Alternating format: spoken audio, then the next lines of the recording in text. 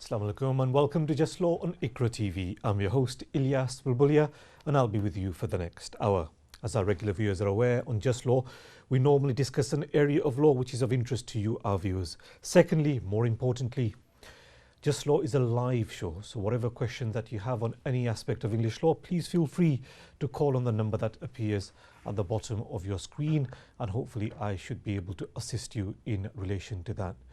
On this show, I should be able to cover a whole range of English legal matters, ranging from immigration law matters, family law matters, criminal matters, whatever aspect of English law that your query relates to. Please feel free to pick up the phone and give us a ring, and I can hopefully discuss matters with you. Just a couple of points before we get going. On a live show, obviously it's a bit difficult to take very detailed instructions from you over the phone, or detailed information from you over the phone. If it transpires that I need to speak to you off air, take more information, then I will ask you to leave your number with the control room and I will give you a ring back. Likewise, if I need to look at your documents before I can advise you further, then I'll arrange for you to send the documents to me after the show's finished, and then we can discuss matters in greater detail. Last week we touched upon immigration law, and in particular with the current lockdown situation that we have, the impact that that's having on immigration related matters. This includes people who are abroad wanting to come to the United Kingdom, whether they want to come as visitors or come on a more long-term basis. They may be wishing to come here to join their partner, they may be coming here to work with a view to settling down here. So we looked at the impact on people, whether they're abroad or whether they're in the United Kingdom already. They might be on a short holiday, or they might have a longer term visa which is about to expire and they're looking at extending that. They might have concerns about what they need to do, what the changes are, and the problems that we all now face with whether it's the visa centres being closed down, workplaces having closed, not being able to take the English test, or whatever the scenario is connected to immigration matters. So whatever migrants in the UK are facing, they have concerns. What's going to happen? They may not meet their requirements of the rules if they want to extend their visa, etc. What's going to happen? And last week we looked at that in a lot of detail. Now this week what I want to do is give you an update in terms of what the Home Office has done, to introduce flexibility in the immigration rules, in particular for those who are in the United Kingdom, who need to extend their visa, who need to apply for indefinite leave to remain in the United Kingdom.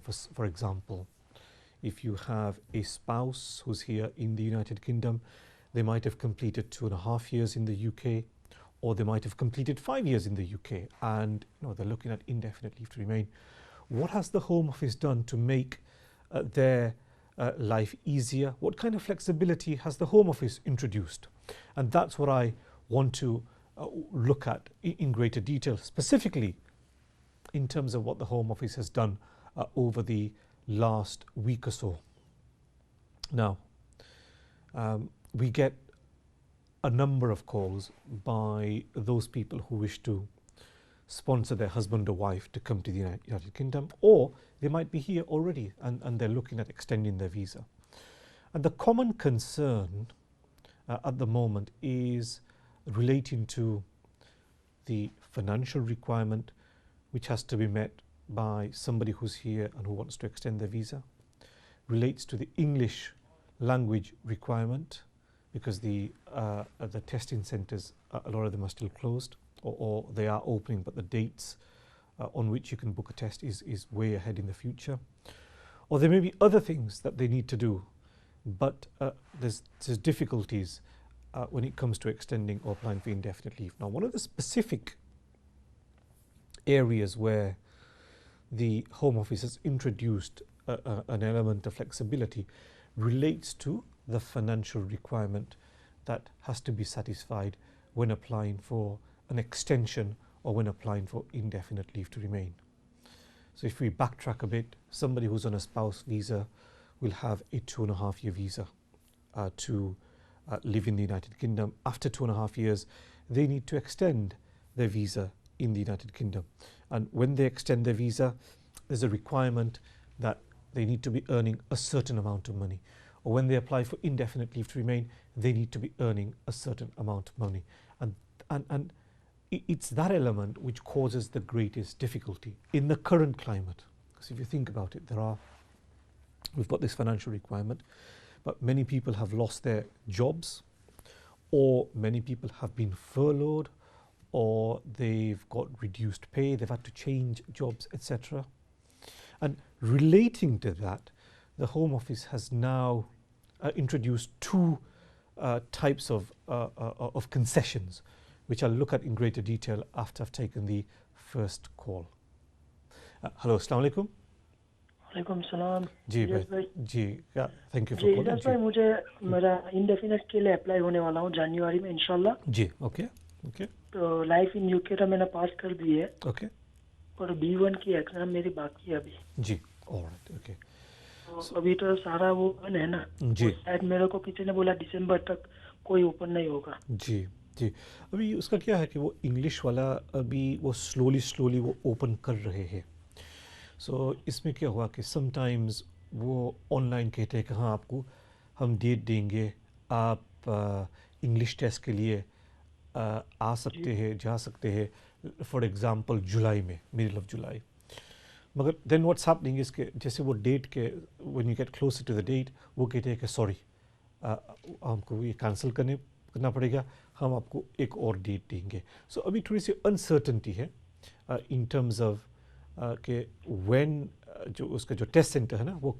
कब से वो fully operational होगा uncertainty है now जो लोग अभी apply करते हैं एक्सटेंशन के लिए या इंडेफिनेट के लिए उसके लिए थोड़ी सी फ्लेक्सिबिलिटी है कि अगर इंग्लिश का टेस्ट वो पास नहीं कर सकते तो वो अप्लाई कर सकते हैं विदाउट द इंग्लिश टेस्ट मगर प्रॉब्लम उसके लिए है कि अगर बाद में करना है लेट्स से फॉर एग्जांपल सितंबर अक्टूबर या तो आपने जैसे बात की कि जनवरी में आपका इंडेफिनेट है तो हो सकता है कि बाय दैट स्टेज तो वो टेस्ट सेंटर्स ओपन हो जाएंगे तो फिर वो टेस्ट करना पड़ेगा और वो मेरा अभी वो इनकम का भी प्रॉब्लम आएगा क्योंकि लॉकडाउन की वजह से है ना 18,600 का मुझे नहीं मालूम था इतना होगा मेरा जी जी जी जी जी जी सही बात है तो इसमें एक दो महीने के लिए मैंने काम बंद किया ना अभी जी जी जी तो वो काम से आपको कुछ पैसे दे रहे थे या कुछ भी नहीं देते थे नहीं कुछ नहीं मिल रहा था ऑलराइट ओके तो होम ऑफिस ने थोड़ी सी फ्लेक्सिबिलिटी उसके बारे में इंट्रोड्यूस की है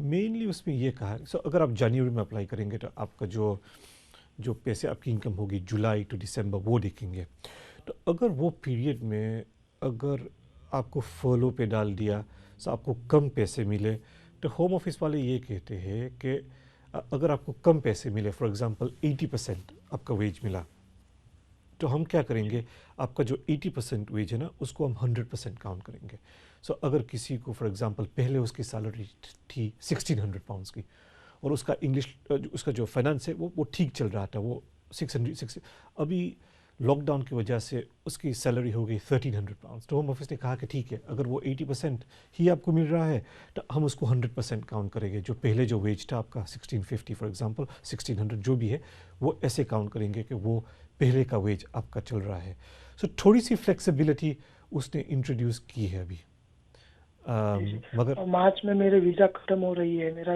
इरादा है जनवरी में इंडिया जाने का जी जी जी जी जी तो मैं जा सकता हूँ 2 महीने के वीज़ा मेरे बाकी रहेगी जी वो कोई प्रॉब्लम नहीं है आपको सिर्फ मेक श्योर करना है कि अगर आप कंट्री छोड़ेंगे तो आप टाइम पे आ जाए क्योंकि अभी इंशाल्लाह जनवरी तक तो सब बैक टू नॉर्मल हो जाएगा मगर आप सोचो ना कि अभी कोई लोग हैं जो हॉलीडे पे इंडिया पाकिस्तान गए और उसका वीज़ा भी ख़त्म होने वाला है वो सम पीपल है जो वो स्टक हो गए हैं फॉर एग्जांपल किसी का वीज़ा फिनिश होने वाला था एंड ऑफ मई और उसको था कि अप्रैल में हम 2-3 वीक हॉलीडे करके आ जाएंगे फिर क्या हुआ कि वो वहाँ थे और वहाँ से फिर फ़्लाइट्स बंद हो गई वो जो इमरजेंसी फ़्लाइट्स जो उसने अरेंज किया वो मिल नहीं रही थी पैसे बहुत ज़्यादा मांगते थे तो वो पीपल ऐसे भी है जो स्टक हो गए हैं इंडिया पाकिस्तान बांग्लादेश में तो आप बिल्कुल अब जनवरी में जा सकते हैं मगर आपको मेक श्योर करना है कि आप स्टक न हो जाए वहाँ कि आपकी जो वीज़ा फिनिश होने वाली है इससे पहले आप आ जाए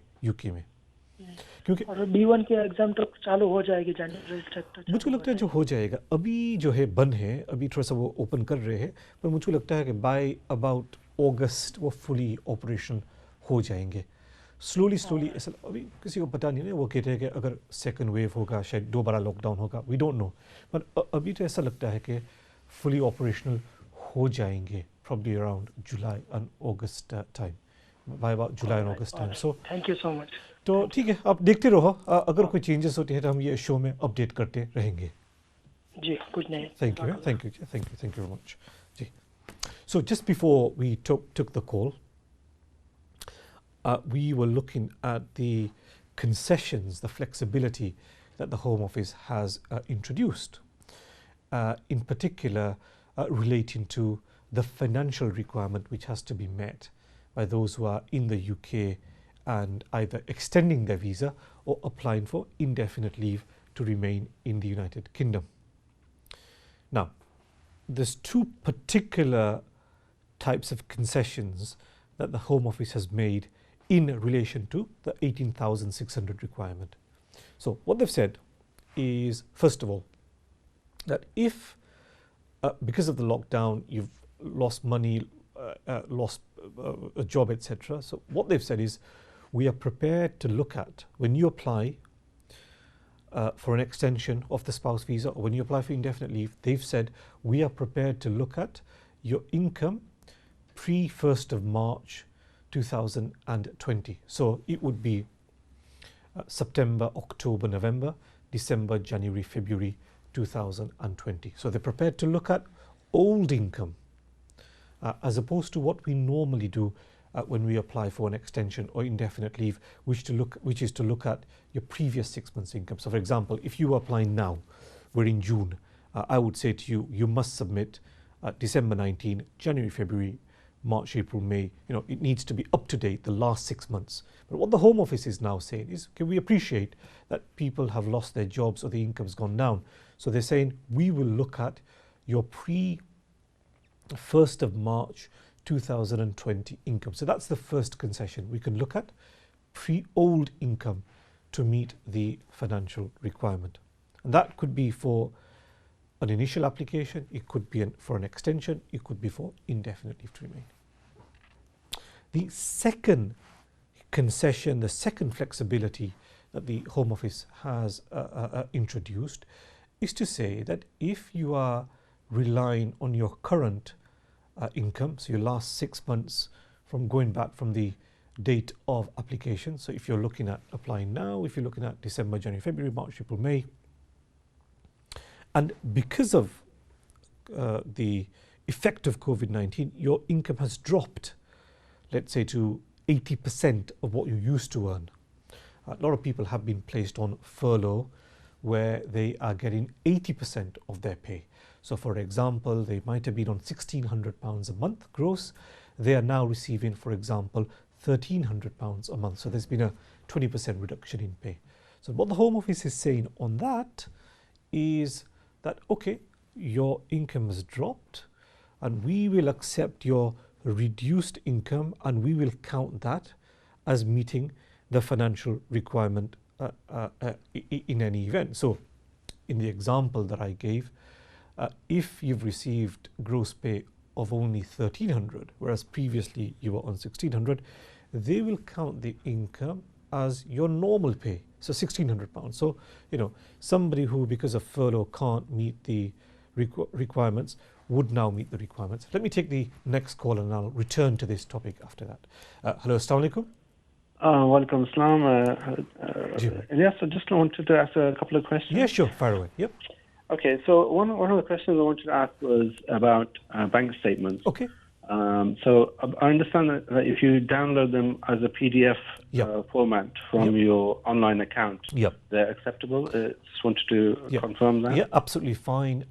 Downloaded PDF ones are acceptable. So, you know, previously when you had to submit originals or you had to get copies stamped by the bank, all that hassle that you had to go through, that no longer applies. And the reason for that is the documents are now scanned and uploaded. So they don't want originals, they'll accept the PDF ones. And you know, like for certain banks, I know for Barclays, my banks with you get proper the bank statements that you download are identical to what you get in That's your post right, anyway. yeah. But even if you don't, with certain banks like Halifax, I think you might not be able to get a proper bank statement. They just write, you get one which just carries on and on. It may not look like a problem, but even then that is acceptable. But Home Office can always come back to you and say, we want you to get the bank statements from the bank. But I've never seen that. They've always accepted whatever you submit. Yeah. I mean, I'm with Lloyds, and the PDF one is like you say, is identical to the postal ones. So, if often they come as like 4 or 5 sheets of paper. So you get the main page, and then you get the transaction page, and then you also get like the extra information, general information. Yeah.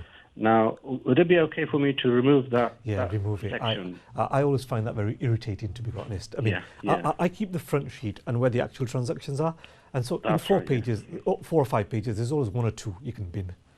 So they won't object to us to removing the unnecessary pages. Yeah, unnecessary ones removed. I always prefer, the front sheet that you get where you get the dates. Yeah.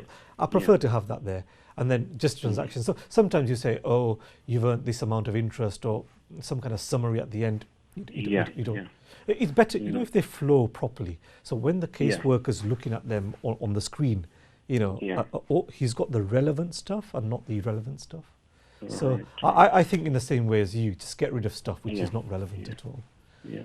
I was talking about the caseworker looking at your case. I mean, if I was to put all of my bank statements, say 6 months or 12 months, onto one file, would that be okay as well? That would be better. So my view is, when you, so you've got, try and keep your documents, not individual sheets. So not a scan for 1 month. I think it's just too difficult to follow. So let's say the 6 months bank statement, December to May, scan them together. If need be, print them and scan them yourself if you can't merge the PDF files. But scan them. I can merge them. Yeah, I mean, I know you can merge it. I've not worked out how it's done, but it's better. If you think about it, somebody's looking at it on the screen, and you sound like somebody who's IT savvy. You want it all to make sense there. Wage slips follow together. You don't want to click on every individual PDF. Exactly. So what I was thinking of doing was put 6 months bank statements onto one file, and then another 6 months onto another file, and then do the same thing for my wife as well. Yeah, absolutely. Better. So definitely. Same thing with payslips. Do split them into 6 months each? Yeah. I mean, with the payslips, you might want to put the employment letter and the wage slips together. 6 months, and then, as you say, the corresponding 6 months bank statements which show all the entries separate as well. So I mean, when you're looking at it on screen, right, you've ticked it off. You've got the bank statements. You've ticked it off. Right. I think the worst is clicking on individual ones, but obviously some you're going to have to have individuals. So like the English certificate or something might be individual ones, but whatever common sense says you can put it together. I think better to put it together. Like, for example, when you come to the relationship documents, so my view is you can have that as one file if you want. So your documents, wife's documents, or joint documents, your documents, wife's documents. Try and put them into some kind of date order. It doesn't have to be exact, but they're not strict on that. Have that as one file. So. Okay. Now there's one other thing is I've got an unemployment gap in my 12 months period. So say, for example, it'll be April to July or August. Is it a good idea to write a cover letter just to explain that, or? It's not necessary. It's not necessary at all. Not necessary at all. It's because if you work for less than 6 months from the job that you're currently doing, you can put any income in over the last 12 months there, but you don't need to fill the gaps in. Okay. No, you don't. There's just no requirement to do that. So I'm going to be obviously using the 12 months period. So from say last July to last August to this August. I'm hoping to apply at the end of August. Okay, so when you do that, then we're talking about how we put the documents together. So keep both jobs separate. So the employment letter for the first job and the wage slips. Employment letter for the current job and the wage slips. Keep that together. And then in terms of your bank statements, you can. I would even do 12 months together in order. Yeah. If it's Yeah, on I heard there's only a limited like 6 megabytes of data you can put into one file. I was just thinking about. I was just saying to you, you know, when you scan it, I don't know whether it works when you merge, but you know when you scan it, the way we scan it is to scan in black and white first of all, and to scan as a compact document. Okay. So it uses up less memory. Yeah. And I don't know what it does. You know when you merge, because there's some stuff about PDF documents, the format, certain formats increases the memory size, the size of the file. Okay. You know what you could do? You could merge it and see what it's coming up with in terms of file size. Yeah. If you think it's too big, all you do is you print them and then you scan as a black and white compact document. Okay. But then if you're thinking it's too big, just do 2 individual scans. It's fine. Yeah. I know some current PDF apps or programs, it allows you to change the size of the document, but I'm not sure you should do that, because I think the problem is if you start trying to reconfigure that, I think the Home Office can't read it. Yeah, you don't want it too small either, do you? Yeah, you can't tell from the pages, because my view is if you're looking at bank statements, you can upload probably about easily 20-30 pages. 20-30 pages is never a problem. But then as long as it's black and white and compact. If you've got photographs and stuff, then it takes up more size and you won't be able to do it. But 20-30 shouldn't be a problem uploading. Okay. You're talking about photographs. We don't need to, for further leave to remain, you don't need to No, send any you don't. photographs, No. It's, you know, when you're doing a sparse application from abroad, when you need your photographs. Photographs, I think they take up too much size, so I think you struggle with that. Yeah. But normal text documents, it's easier to upload. Excellent. Thank you so much for No taking problem. so much of your time. Thank you very much. Thank you for your call. Thank you very much indeed. We'll take our next call. Hello, Assalamu alaikum. जी वालेकुम सलाम जी भाई. Actually आपसे मैंने पिछली दफ़ा आपके programme में एक सवाल किया था वाइफ के हवाले से. जी. आपने मुझे इंस्ट्रक्शन दी थी कि हमें जो फाइनेंशियल वो है वो हमें 6 मंथ का दिखाना है. ओके. और हम मेरी और मेरी वाइफ की बेसिकली दोनों की 6 मंथ की हो तो चलेगी. जी. जैसे मेरी वाइफ ने अभी 6 मंथ कंप्लीट करेंगी अगस्त में, मिड ऑफ अगस्त में, और मेरा उससे पहले का है. जी ठीक है. लेकिन अभी मेरे एक दोस्त ने अप्लाई किया है ऑनलाइन, तो वो क्वेश्चन पूछ रहे हैं पूरे 12 महीने की स्टेटमेंट का. जी. वो ऑनलाइन फॉर्म है ना, इसमें मिस्टेक है. इसमें मिस्टेक है और उसका 1-2 साल हो गया, अभी तक उसने करेक्ट नहीं किया है. सो जो रूल्स है और जो ऑनलाइन फॉर्म में जो एंड में डॉक्यूमेंट चेकलिस्ट है, तो वो it doesn't fit with the rules. So rules जो है, अगर आप 6 मंथ से काम कर रहे हैं सेम जॉब में, सो द रूल सेज कि आप 6 मंथ्स की वेज स्लिप आपको सबमिट करना है. वो 100% इट्स 6 मंथ्स वेज स्लिप्स. जो उसका जो फॉर्म है, डॉक्यूमेंट चेकलिस्ट जो एंड में जनरेट होती है, तो इसमें लिखा है submit your 12 months wage slip, submit your 12 months bank statements. वो मिसलीडिंग है. ऑलराइट. तो उसमें 6 मंथ का ही है, कोई परेशानी वाली बात नहीं, बिल्कुल नहीं. वो रॉन्ग है. The document checklist is wrong. Okay. जब उन्होंने अपना जब डाला तो उनकी वेजेस कम थी, 1000 समथिंग पर मंथ थी. तो फिर उन्होंने कहा कि सफिशिएंट है कि नहीं, उन्होंने नो किया, तो फिर उन्होंने अपनी वाइफ का डाला. फिर लास्ट में चेकलिस्ट पे उन्होंने 12 महीने की मांगी. तो आप कह रहे हैं कि वो 12 महीने का रॉन्ग है. वो जो चेकलिस्ट है ना, it will always say 12 months. सो अगर आप 6 मंथ्स के लिए काम कर रहे हैं ना, और पैसे भी आपको लेट्स से 40,000 की सैलरी है, और आप 5 साल से काम कर रहे हैं, तब भी है ना, जब आप चेकलिस्ट पे जाएंगे ना, तो checklist will say we need 12 months of wage slips, 12 months of bank statement. वो उसने सेटअप किया था ना, तो उसने मिस्टेक की है. और ये लोग 1 साल 1 ईयर तो हो गया ये सिस्टम का, मगर अभी तक उसने करेक्ट नहीं किया है. उसको पता है कि ये मिस्टेक है, मगर इसमें बिल्कुल कोई घबराने की बात नहीं है. There is a mistake on the document checklist.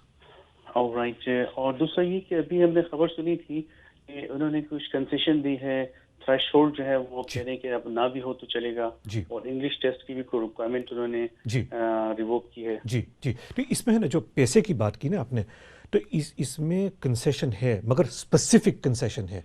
उसने बिल्कुल ये नहीं कहा है कि कुछ भी चल जाएगा।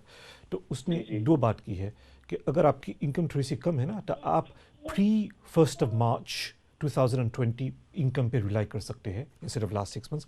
सेकंड कंसेशन में कहा है कि अगर आपको पैसे 80% मिल रहे हैं, तो we will count your money as 100%।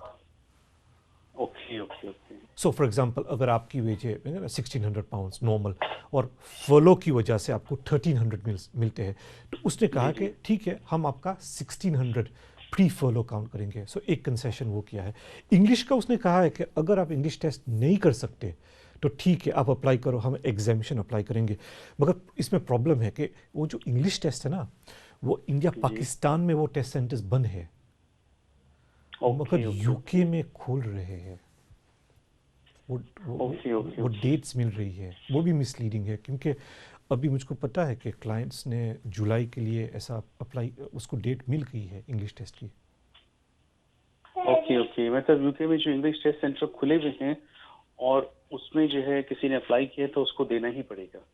अगर टेस्ट सेंटर बंद है तो फिर वो एग्जाम्प्ट है। हाँ जी, ये है ना कि exemption when it's not open, ये है ना। सो फॉर एग्जांपल, अगर कोई हस्बैंड वाइफ इंडिया पाकिस्तान से बुला रहे हैं और डॉक्यूमेंट्स रेडी है, उसने अप्लाई कर दिया, तो वो कह सकते हैं कि we rely on the exemption, क्योंकि इंडिया पाकिस्तान में तो आपको पता है अभी हालात क्या है, तो वहाँ तो बंद है। जी एग्जैक्टली।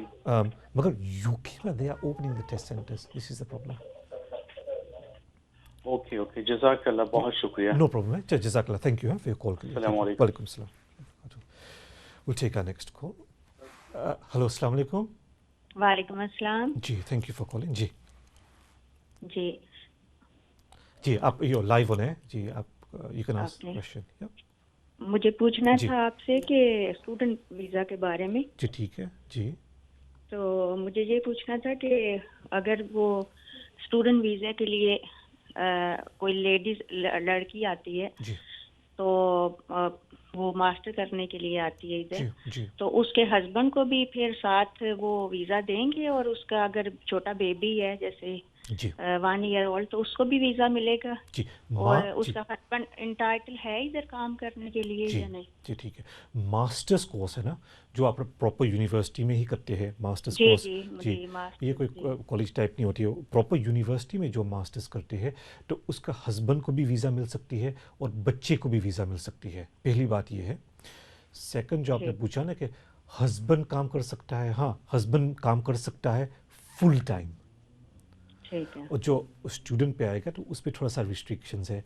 टर्म टाइम पे 20 hours per week, out of term time full time. So जो स्टूडेंट है ना, स्टूडेंट पे काम का रिस्ट्रिक्शन है, उसका पार्टनर पे कोई रिस्ट्रिक्शन नहीं है। और फॉर लेकिन एग्जांपल, अगर पार्टनर काम कर सकता है तो फिर वो अपनी वाइफ को सपोर्ट कर सकता है ना उस तरह। 100% कर सकता है। इसमें है ना, ये आपके लिए जो अदर जो व्यूअर्स सुन रहे हैं, जो बैचलर्स डिग्री पे आते हैं ना, जो अंडर ग्रेजुएट कोर्स पे, तो बैचलर्स पर काम नहीं कर, हस्बैंड को नहीं बुला सकते बैचलर्स पे। मास्टर्स पे बुला सकते हैं आप, जैसे जो आप बात कर रहे हैं, मास्टर्स पे at university you can sponsor your husband जी, और द अदर वे अराउंड जी। बहुत बहुत शुक्रिया, thank you. Thank you very much आपका कॉल के लिए, thank you. So just before we took the calls, and something that one of the callers asked about as well, which is it's the financial requirement. If you're applying for an extension or if you're applying for indefinite leave, what happens with the financial requirement, bearing in mind the current lockdown situation? Home Office has made two concessions. First of all, the Home Office has said, when you apply, you don't need to rely on your last 6 months wage slips. You can rely on your wage slips pre 1st of March 2020. And the other thing that the Home Office has said is, if you've been furloughed, we won't look at your reduced furlough pay. We will consider your pay as it was before furlough. So there are two quite helpful concessions that the Home Office has made.